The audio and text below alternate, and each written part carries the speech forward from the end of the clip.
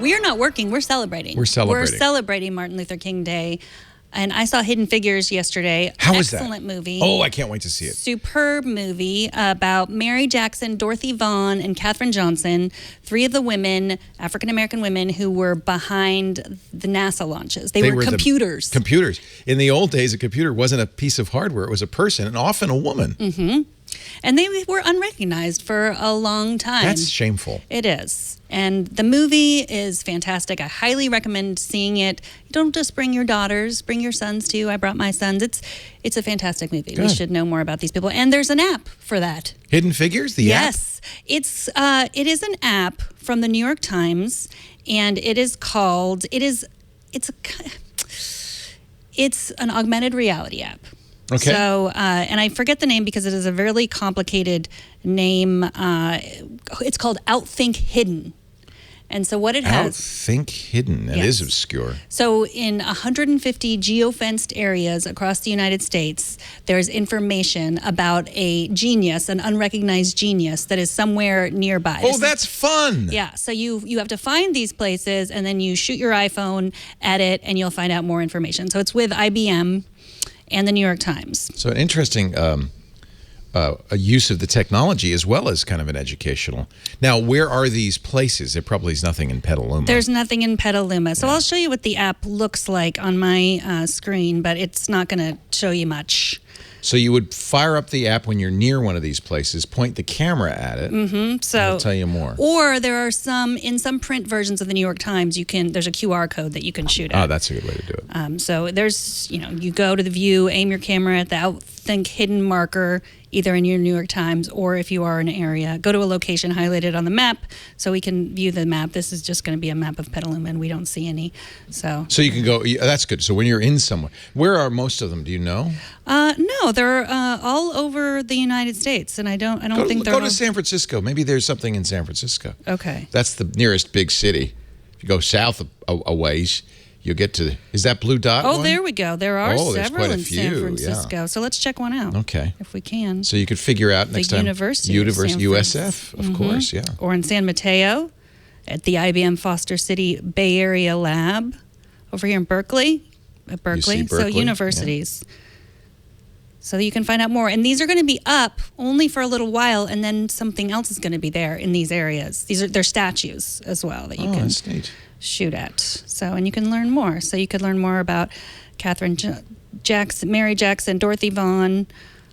They were the characters in Hidden Figures. Yeah, Dorothy Vaughan. She was the one that looked at that. The super smart one. Yeah, saw the. Well, they were all super smart. But she was really like a genius, right? I mean, Katherine Johnson was, I think, the most famous one. I've only seen the trailer, so I'm really not up on who's whom in the movie. Katherine Johnson got the National Medal of Freedom. Nice. She was the one that was in college when she was in 6th grade. She was super crazy, mathematician. Dorothy Vaughan was the one that recognized when the giant IBM computer came in and realized her job was going to be taken, and she learned how to use it. Oh, good. And so definitely see the movie. What a great story. That's neat. It's fun when you can find a story that nobody knows about. I think that one of the things that intrigues me, of course, there's going to be a lot of kind of basic apps that give you information. And for Black History Month, it's probably great. So many schools use iPads. It's nice to have. And boy, if you search for civil rights, there's a ton of stuff. I found this one I thought was kind of interesting because they call it an appumentary. So this was an actual documentary made about the history of Mississippi, Spies of Mississippi. So, but it's an interactive documentary. So I think, the kids growing up today, the generation is kind of tied to video and TV. And so they're going to be very focused on, something visual. So this is really interesting. There's a lot of information in here, and much of the documentary itself as well. And it's a way for somebody it's actually a really fascinating story of a government-run spy network, codes names like Agent X, Y, Agent Zero, who spied on neighbors, students, churchgoers. And it really was during the height of the civil rights movement, and that's why it is very appropriate for Black History Month.